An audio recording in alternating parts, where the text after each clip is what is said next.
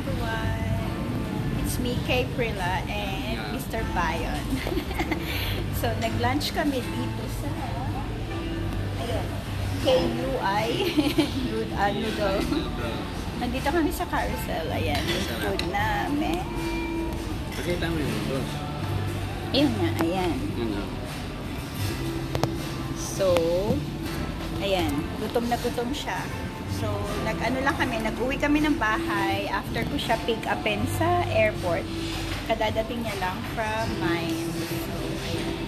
Na-miss niya ako, na-miss ko din siya. Ayan, kain ka na.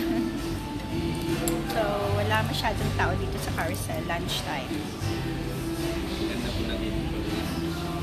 Oh, hindi busy. So, kain muna kami. Kasi maaga ako umalis ng bahay, nag-ready. Kaya wala akong na-prepare na pagkain sa bahay. So, gutom na siya. Gutom na din ako.